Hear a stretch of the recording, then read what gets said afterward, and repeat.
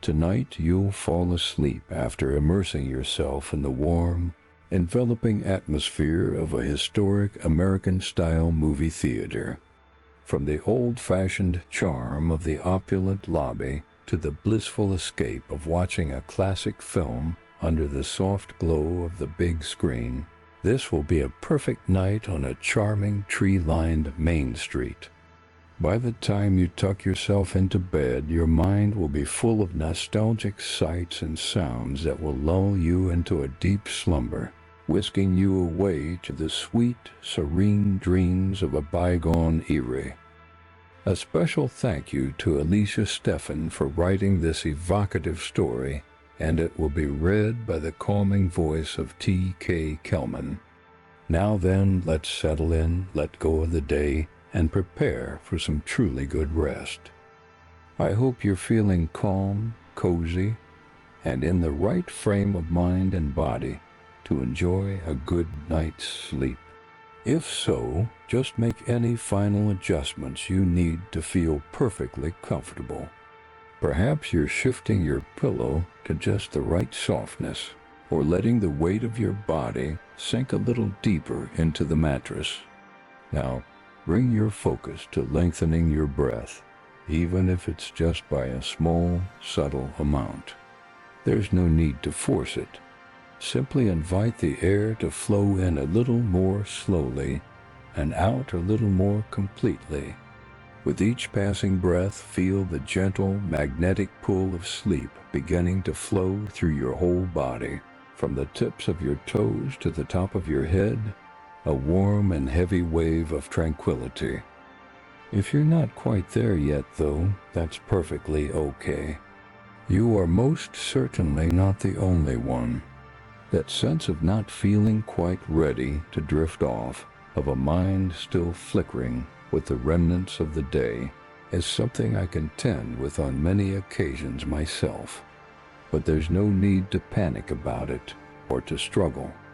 It's wonderful that you're already in a place of rest and comfort, and you're listening to get sleepy, which will help to gradually settle your thoughts, like leaves slowly floating to the ground in a calm autumn breeze, making you more and more ready for sleep. And in the meantime, you can simply enjoy listening along to our story without any pressure at all. So whenever you're ready, take a nice deep breath in, feeling your shoulders rise gently with the inhale, and holding that gentle tension at the top for a comfortable moment. Then release the breath in a soft, sighing exhale, and let your shoulders soften and melt back down, feeling any residual tension fall. If you find it helpful, you can repeat this as many times as you like, with each cycle allowing you to become twice as heavy, twice as relaxed. And now it's time for me to hand over to TK. So begin to imagine a lovely, tranquil evening in a small, picturesque town. You are just in time for the twilight hour, that magical blue moment when the world is bathed in a soft, ethereal glow. This is where our story begins. As evening approaches, you step out the front door of the apartment you're staying in and onto Main Street. Even at the height of the day, there is rarely more than a pleasant hubbub here, a gentle murmur of daily life. But now, as evening approaches, the mood has shifted into something truly tranquil. The only noises nearby are the soft, cushioned thump of car doors closing at the curb as people return home, and the distant, melodic chatter of small clusters of people talking amiably as they stroll down the wide sidewalk. The road here is just 2 lanes flanked by age-old trees whose leaves whisper secrets in the faintest breeze. The brick buildings that line the sidewalks are over 100 years old, their facades weathered to a rich, warm patina that tells 1,000 silent stories. Every time you look upward, your eyes are treated to beautiful, intricate stone masonry arching over doors and windows carved garlands, stoic faces, and geometric patterns. These architectural details always feel like a secret to you. Little pieces of art waiting patiently above eye level for a curious soul to notice and appreciate. You tuck your hands into your pockets, feeling the soft lining against your skin, and briefly turn in a slow, easy circle, tipping your chin skyward to take in the view. The sky is a deepening canvas of lavender and navy blue, with the first brave stars beginning to pierce through the veil. It's a wonderful evening for walking outside. The air is cool, but not cold, carrying the faint, clean scent of recent rain on warm pavement. Dusk is descending upon the town like a gentle blanket. Shop windows shine with golden light from within, creating inviting pools of warmth that spill onto the sidewalk. One window displays a carefully arranged collection of vintage books, their spines a rainbow of faded colors. Another glows with the warm gleam of handmade pottery. You watch mesmerized as the street lights begin to illuminate 1, 2, 3, 4 each, casting a soft, buttery circle of light onto the pavement below. There's a pause, and then the 5th one catches up, flickering to life, and soon the entire street is glowing with a soft, consistent radiance. A little brass bell rings cheerfully on a door nearby as a patron leaves one of the stores. You hear the shopkeeper call out a warm, "Good night now," and the customer waves to them before the heavy wooden door swings silently shut again, sealing the warmth inside. You look down at the pavement before you. The sidewalk under your feet is made of large, gray granite pavers, worn smooth in the center by generations of footsteps. It adds to the timeless beauty of the scene, stretching out before you like a softer, more subdued version of Dorothy's yellow brick road, guiding you toward your evening's adventure. Your feet are compelled to cover that ground, and you feel a gentle thrill of anticipation for the movie ahead. Nonetheless, you savor the evening, determined not to rush. You meander along at a leisurely, almost dreamlike pace. You have plenty of time before your movie begins at the historic theater down the street. It's a few blocks away, but its marquee is already a beacon, cheerfully shining its promise of escape up ahead of you. As usual, the theater is only playing one movie tonight. It's a classic film you have loved for many years, whose dialogue and scenes are like old friends, but you have never seen it on the big screen. The name of the film is displayed on the marquee in elegant, black lettering on a white background. You know that the proprietor of the theater, a kind-faced man you've seen on previous visits, still changes those letters by hand several times a week, climbing a tall ladder with a focus that borders on reverence. Above the marquee, the name of the theater, The Grand, is emblazoned in beautiful, flowing neon script, its colors a vibrant mix of ruby red and sapphire blue. Underneath it, there is a small Art Deco-style ticket booth with a window and a silver mesh speaker you can talk through. When you reach the theater, a young person is sitting inside the booth, completely absorbed in a book. They look up at you, their face breaking into a friendly smile, and ask if you'd like a ticket for the evening show. You say yes, please, and pass the money through the little curved opening on the counter. The ticket agent slides a crisp, red paper rectangle back in return. It says "Admit One" in a bold, classic font. You smile and take the ticket, immediately relishing its heavy, substantial paper texture between your fingers. It feels like you are holding a little piece of history, a tangible token from another time. You reach for the long, gracefully curved brass handle, cool and solid to the touch, and pull open the heavy door to the theater. As you step inside, you are immediately surrounded by the soft, silent embrace of fabric and carpeting. It's as if you've entered a different world, a sanctuary from the outside. Every surface seems to radiate a visual warmth and richness. You don't just see the red and gold decor. You feel it a cozy, opulent hug. The carpet is a thick, plush field covered in a complex geometric pattern of black and antique gold.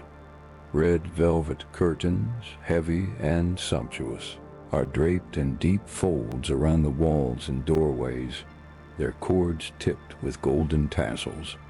More than once, you have appreciated these very curtains on a winter night when they helped to hold the heat inside the old building. But tonight, on such a mild evening, they are merely beautifully ornamental, adding to the sense of occasion. Best of all, there is an enormous circular red settee, upholstered in a plush velvet, right in the middle of the room. It is round, inviting conversation and connection, and trimmed with shiny nailhead details. You walk over to this whimsical central piece of furniture and gently sit down on it, the cushion sighing softly beneath your weight. You lean back, looking upward and slowly scanning the entire lobby with your gaze. Then, sliding halfway around the curved seat, just because you can, you view the other side of the room. This round seating area is simply irresistible, a playful heart in the elegant space. You take your time, just noticing and absorbing. Another patron walks up to the long, polished concessions counter. You can't really hear what he is saying exactly. His conversation with the attendant is muffled by the constant, boisterous sound of popcorn kernels spinning and popping through the large, glass-fronted machine behind the cash register.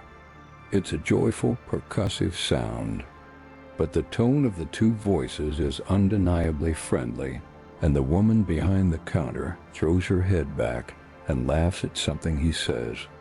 The other moviegoer lingers, not rushing, as he examines all the tempting candies lined up under the glass countertop, the colorful boxes of chocolates, the rows of licorice, the gleaming fruit candies. He wants to choose the perfect one to complement his film. You understand this careful consideration completely. Having the proper treat at the movies is oddly, deeply important to your experience as well. It's a ritual. You watch as he finally selects a small box of chocolate-covered mints and hands over some cash. He nods to the cashier, a silent signal of thanks, and then disappears up the carpeted stairs that lead to the theater's balcony. Even his footsteps are utterly silent, absorbed by the lush carpet. This lobby is masterfully designed to thoughtfully muzzle sound, and it works beautifully. You feel cocooned, insulated in a profound peacefulness. And now you can't stop thinking about what your own perfect snack will be.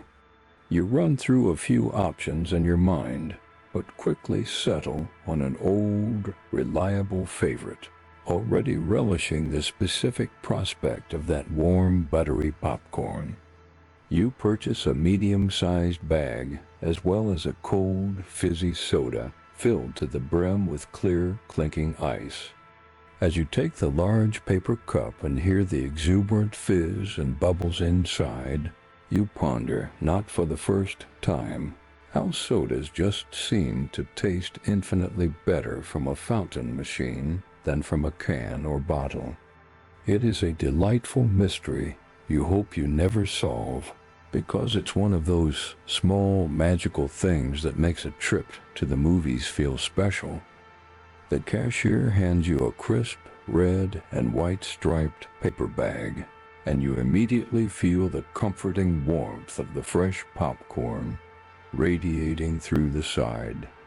You hug your snack in the crook of your arm, a little bundle of happiness, and carefully carry your cold, condensation-beaded soda in your other hand toward the theater entrance.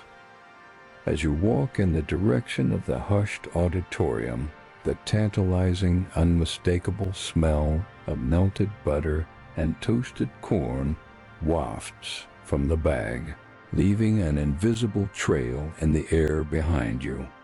It's the perfect aroma for the moment, building anticipation. The movie won't be starting for just a few short minutes yet, so you take your time looking around the lobby one more time. You briefly consider going up into the mysterious balcony, but you decide your view will be perfectly centered and immersive in the main seating area. You walk through the arched doorway to the lower level, which will stay propped open by a heavy brass stand until the lights go down. As you step inside, the magnificent auditorium opens up before you in all its shadowy grandeur. It's significantly darker in here, and your eyes take a moment to adjust from the warm light of the lobby. You stop just inside the door, one hand on the velvety wall, to get your bearings. You soon see that you are one of only a scattered handful of guests tonight. A vast sea of empty red velvet seats lies before you, sloping gently down toward the screen. Most of them are delightfully, invitingly empty, offering you the freedom to choose a spot right in the absolute middle if you want. With so many options, you feel no hurry to sit down.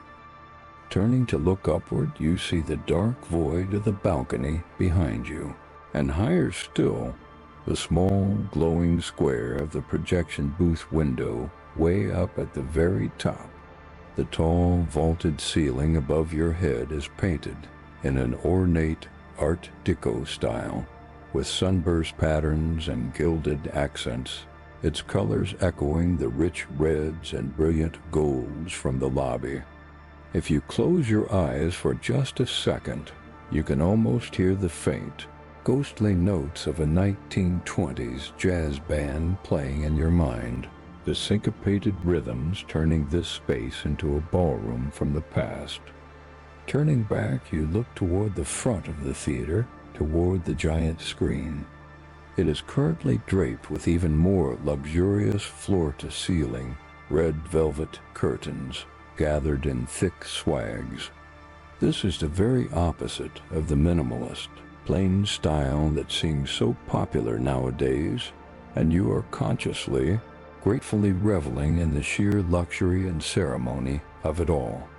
There is a polished wooden stage that extends out in front of the movie screen, a reminder of the building's vaudeville roots. You can easily imagine a man in a tuxedo there, tapping the microphone before introducing a show that happened long, long in the past. You smile to yourself and imagine couples exuberantly dancing the Charleston on that very stage on a Saturday night. In fact, you know that they sometimes still hold live shows here even today. It doubles as a performance space for local talent shows and small acoustic concerts. You wonder if there was once a piano player stationed down here for the silent movies, his hands flying across the keys to give voice to the flickering images. You would very much like to think so. The walls of the auditorium are lined with large, ornately framed movie posters from classic films. You take a moment to slowly walk down the gently sloping center aisle, examining each poster under the soft glow of the wall sconces. Some of the movies are beloved and familiar to you, their stars' old friends. Others feature actors and actresses you don't recognize, and you mentally add these titles to your ever-growing list of films to watch later. The actors on the posters look so glamorous and idealized, their poses dramatic, their smiles full of mystery. It's like you've slipped inside a beautiful, carefully preserved time capsule, and you love being a part of it, if only for an evening. Knowing it's finally time to choose your spot, you select a completely empty row about 2/3 of the way back. You slowly make your way past the first half of the seats, your hand lightly brushing against the worn velvet of the seat backs. They are all covered in the same soft, slightly napped fabric, and each one has a small, tarnished brass plate on its back that displays a row and number. You are, without a doubt, spoiled for choice. You find the chair that feels instinctively right, the one that seems to call to you, and slowly fold down the creaky, well-worn seat. You set your popcorn bag carefully in your lap, a warm and comforting weight. Then you run your hand along the smooth wooden armrest to your right. It is incredibly, almost sensuously smooth, worn down by generations of people who have sat in this very spot, their arms resting in the same place, polishing that wood to a satin finish by tiny, imperceptible increments over decades. These comfortable armrests feel like the quiet, community project of generations. You feel a sudden reverence for the constancy of this place, for the many thousands of happy and absorbed moments it has witnessed. Just then, the house lights dim further, casting the auditorium into a deep, cozy darkness, and you settle in, preparing to enjoy the show. An old-fashioned black and white cartoon appears on the screen, showing dancing popcorn boxes and marching candy bars with smiling faces. You feel once again powerfully as if you're stepping back in time to a simpler era, when a trip to the movies was a true event, a special occasion filled with wonder. Taking small, deliberate bites of your warm, crunchy popcorn, you savor the saltiness and the satisfying texture as each kernel dissolves. Much like the soft drink, it just happens to taste better at the movies, a fact you happily accept. The ice rumbles lightly in the bottom of your cup as you delicately sip your fizzy soda through the straw. The sweet, sharp flavor and the effervescent bubbles in your drink light up your senses, and you feel completely ready, mind and body, to take in the show. The previews you are watching are all for other classic silver screen films that will be showing at the theater in the coming weeks.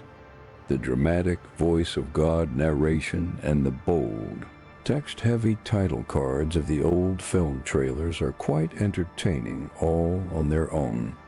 Seeing the legendary actors from the golden age of Hollywood in these previews only enhances your sense of delightful time travel. You imagine a world where these movies were brand new, the talk of the town. For a moment you pretend you have never seen them, that you are a viewer from that time, just to understand what that fresh sense of wonder would feel like. As a result, you're filled with a happy, buoyant sense of novelty and adventure. And as the opening credits of your feature presentation finally light up the screen in their elegant, scrolling font, the familiar sweeping score begins to swell from the speakers, and you become completely immersed in a warm bath of nostalgia.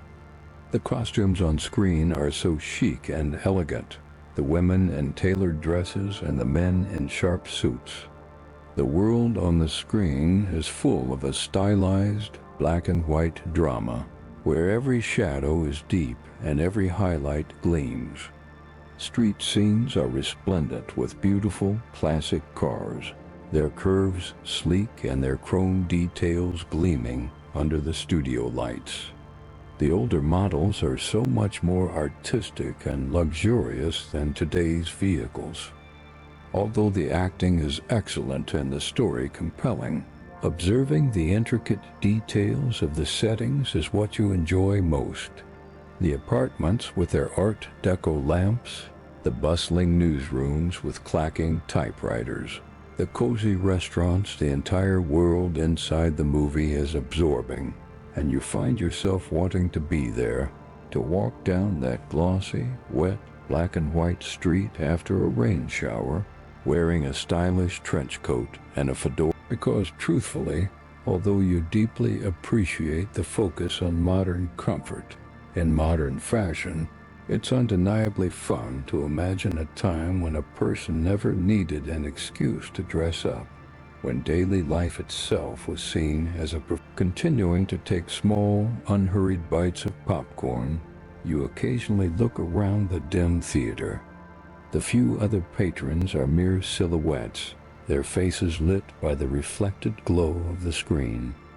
It is possible, in this moment of shared silence and flickering light, to imagine that you will actually still be in this cinematic past when you step outside again. Right now, you are in a protective bubble within another world. The soaring, orchestral soundtrack to the movie heightens that feeling of being transported far away from your own cares, with compositions that are both beautiful and exciting, swelling at just the right moments.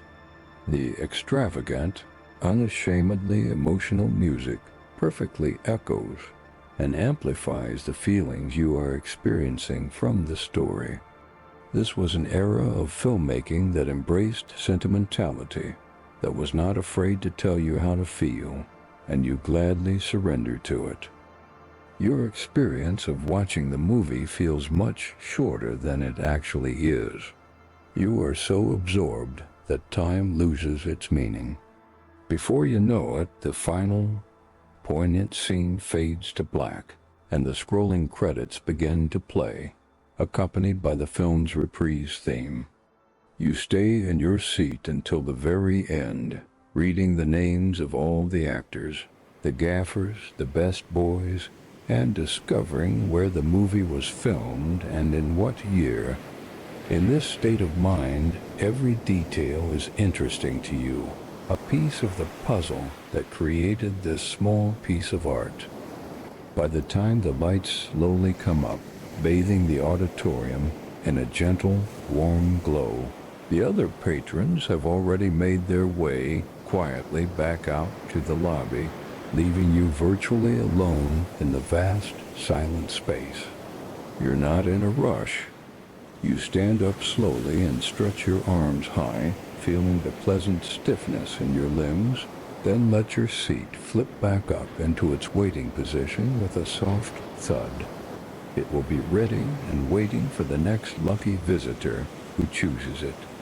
But you make a silent promise to yourself that you will not be far behind, that you will soon be in here again, yourself, seeking out this same magic.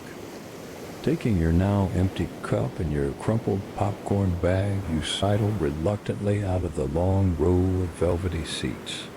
The silence in the theater is profound now, a tangible presence. It feels respectful, as if the people who had left have sealed the past in behind them, allowing you, the dedicated lingerer, to stay connected to it for a little while longer. Time itself seems pleasantly suspended at this charming point in history. You think about how this very same film will replay again at the next showtime, and then again and again throughout the week. It is deeply comforting to know it will still be here, waiting in the canister, like a delicious permanent secret your town keeps. Your feet make no sound at all on the thick carpet as you walk back through the still open door to the lobby. As you do, you see the young ticket agent slip past you into the auditorium, a small flashlight in hand, to quickly check for any lost items and make sure it is tidy and ready for the late show. For now, nobody is minding the concessions counter. It sits silently in the low ambient light, its glass surfaces gleaming, its popcorn machine dormant. Yet even devoid of people, the mood in the lobby remains deeply friendly and welcoming. The theater itself, with its warm colors and soft textures, seems to silently say to you, "See you next time." As you pass by the grand round settee one last time, you can't resist running your hand lightly over its soft, plush upholstery, and a gentle, contented smile spreads across your face. You are absolutely certain you'll be unable to resist the temptation to sit on it next time, and every other time you visit here in the future. It's now part of your own personal ritual. Stepping out through the heavy front door and into the cool night air is like a gentle awakening. You breathe deeply of the refreshing coolness filling your lungs. As much as you loved being inside the warm, cloistered theater, this awakening of your senses is a little thrill, and it makes you feel wonderfully alive and present. The street is even more quiet now, the stillness of the late evening having fully set in. Although a few people still walk singly or in pairs here and there, returning from dinners or socializing in quiet bars and cafes, they do so quietly. Everyone who is still on the street seems to be in a calm, good mood. They talk and laugh in low, considerate voices, and sometimes offer a quiet nod or hello to the people they pass in the semi-darkness. You are definitely not in a hurry on your walk home. Taking your time, you examine the low-lit windows of the shops now closed for the night. You peek into the dark bakery and can just make out the shapes of the display cases, imagining what kinds of pies and cakes, apple, cherry, chocolate cream, will be placed there tomorrow morning. You notice one clothing store where the mannequin in the front window is undergoing a change of style. One arm is off and a new blouse is half draped over it. You ponder what top the shopkeeper will end up matching to the elegant skirt that is currently on display, and then you resolve to come back and see the finished arrangement tomorrow, a small, pleasant task to look forward to. As you slowly make your way from one end of Main Street to the other, you step deliberately into the pools of lamplight and then out of them again, like a child playing a slow-motion game of hopscotch, enjoying the rhythm of light and shadow. A soothing strain of acoustic guitar music makes its way to you from a cafe with its door slightly ajar. Peeking inside, you see a lone musician on the small stage, strumming softly, with several tables of people listening intently, their faces soft and relaxed in the candlelight. You finally reach the door that leads to the apartment you're staying in, nestled between two shops in one of Main Street's historic brick buildings. The windows of your second-floor rooms overlook the quiet street. Turning your key in the lock, you step inside the building's foyer and stand momentarily on the beautiful, old-fashioned penny tile floor, looking at the wall of vintage brass-fronted mailboxes the tenants still use. Just like in the movie theater, it takes only a small amount of effort, a willing suspension of disbelief, to feel that you are walking through a doorway into another, quieter time. You ascend the carpeted steps, running your hand along the ornate, wrought iron black railing, cool and solid beneath your palm, and allow yourself to imagine you are really on a journey to the past, ascending to your private quarters after your evening out. The building is silent, and your shoes click lightly but clearly on the wooden treads as you make your way to your door. Arriving there, you let yourself into the cozy, familiar apartment. A lamp you left on casts a soft, golden glow across the old, wide plank wood floors, making the grain shine. On the street outside, all is peaceful. It is lovely, so lovely to be home for the night. You move quietly through the space, making yourself a soothing cup of your favorite warm bedtime drink. Perhaps a chamomile tea or a simple glass of warm milk with honey. Then you walk to the large front window, leaning against the frame as you sip it, looking out at the sleeping town. Across the street and down a block or two, you spot a beautiful, classic car parked under the glow of a street light, its polished curves reflecting the light.